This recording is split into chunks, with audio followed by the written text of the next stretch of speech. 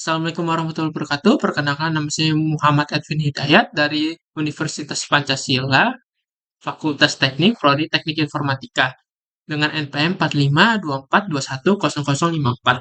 Pada kesempatan kali ini, saya ingin menjelaskan teori mengenai area satu dimensi dan penerapannya dalam bahasa pemrograman C++. Jadi, array satu dimensi adalah sebuah cara dalam pemrograman komputer untuk menampung suatu kumpulan data ke dalam satu variabel yang sama. Indeks pada array berguna sebagai penanda lokasi suatu data. Pada umumnya, indeks array selalu dimulai dari 0. Pengimplementasian array satu dimensi banyak digunakan untuk program-program yang membutuhkan suatu kumpulan data, seperti kumpulan tahun, tanggal, hingga golongan darah. Lalu selanjutnya ada contoh program di C++. Pertama, kita memasukkan include iostream, lalu kita memasukkan using namespace std, lalu selanjutnya kita membuat function main bertipe data int. Selanjutnya kita mendeklarasikan dua variabel i dan n bertipe data int. Selanjutnya kita mengisikan n dengan nilai 5. Selanjutnya kita mendeklarasikan variabel r sebagai representasi dari array bertipe data int, lalu berpanjang data n, yang mana dalam konteks ini ada 5. Selanjutnya, kita akan mengisikan variabel r dengan kumpulan data 1-5. Lalu selanjutnya kita masuk pada proses looping. Dalam konteks ini, saya menggunakan looping for. Selanjutnya kita memulai dari i diisikan dengan nilai 0, lalu kita kondisikan i kurang dari n, maka kita jalankan loopingnya. Untuk hasil loopingnya sendiri akan tampak seperti berikut, 1, 2, 3, sampai 5. Lalu selanjutnya proses looping terakhir adalah penambahan data i sampai memenuhi suatu kondisi, memenuhi kondisi yang ada di sini. Lalu selanjutnya baris terakhir yang mana r seperti kata saya sebelumnya, indeks pada array dimulai dari 0. Jadi jika kita ingin menampilkan data pertama pada array, maka kita harus menuliskan nilai 0 sebagai indeks.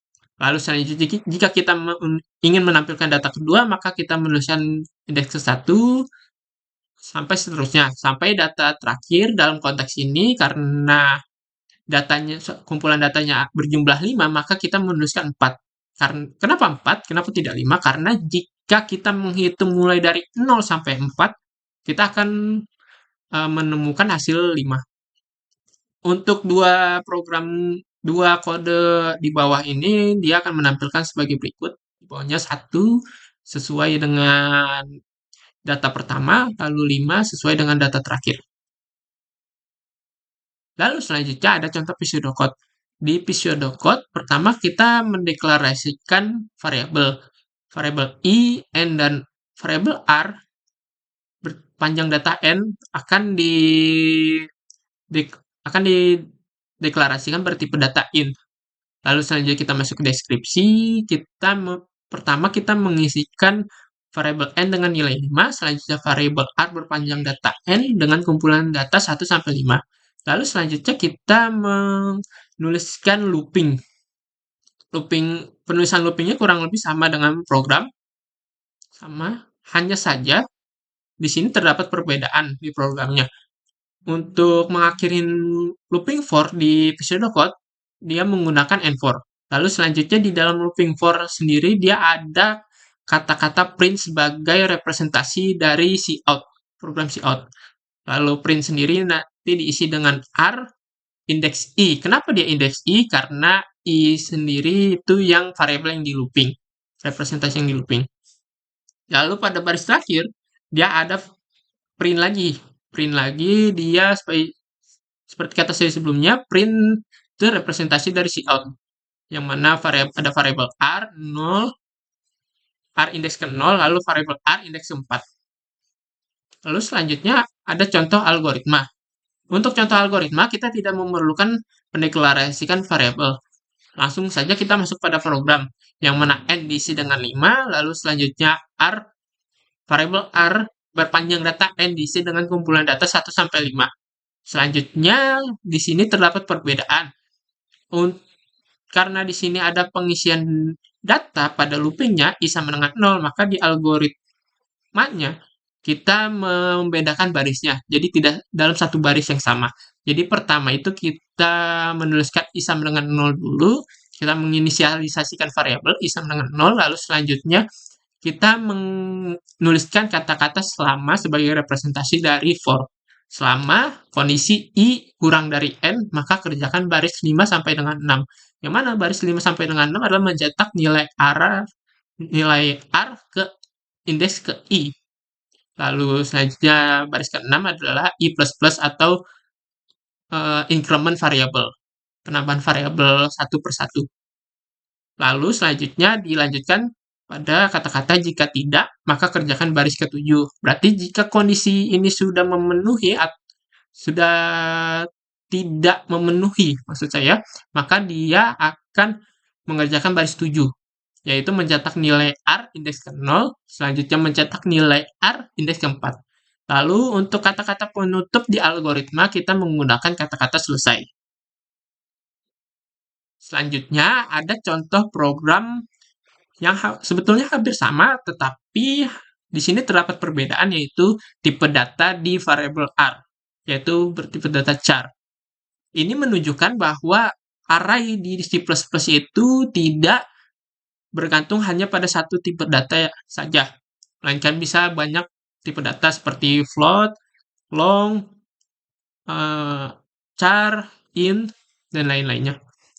Selanjutnya perbedaan ada di sini untuk char karena dia huruf, jadi kita memasukkan huruf. Lalu kita memasukkan huruf A, B, F, K, T. Nah, di sini dia tidak berurut. Kenapa saya membuat tidak berurut? Karena untuk menunjukkan bahwa satu kumpulan data itu di array itu tidak harus berurut. Jadi terserah pada kita ingin memasukkan data apa saja, asal sesuai dengan tipe data. Lalu selanjutnya masuk pada proses looping yang sama. Lalu proses looping tersebut menampilkan di terminal sebagai berikut. Selanjutnya kita menampilkan indeks pertama, yaitu R sama R indeks ke-0, lalu indeks terakhir R indeks ke-4. Untuk hasilnya bisa dilihat di baris terakhir di terminal. Seperti berikut. Lalu selanjutnya ada contoh pseudocode. Di contoh pseudocode, di sini ada perbedaan juga. Jika kita mendeklarasikan dua tipe data yang berbeda, maka kita akan memisahkan dua baris seperti berikut. Variabel I dan N itu bertipe data int, pertama kali dideklarasikan, lalu variabel R dan N bertipe R berpanjang data, N bertipe data char. Dipisah. Lalu selanjutnya kita masuk ke deskripsi, kita masuk ke programnya, N sama dengan N diisi dengan 5, R panjang data N diisi dengan A, B, F, K, T, huruf A, B, F, K, T.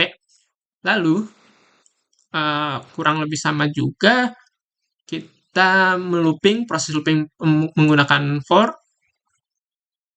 Lalu selanjutnya kita print R indeks ke I, lalu selanjutnya kita print R indeks ke 0, lalu R indeks ke-4, atau indeks terakhir. Selanjutnya untuk contoh algoritma juga kurang lebih sama, dimulai dari N, langsung dimulai dari N, tidak perlu mendeklarasikan suatu variabel dan tipe datanya di algoritma.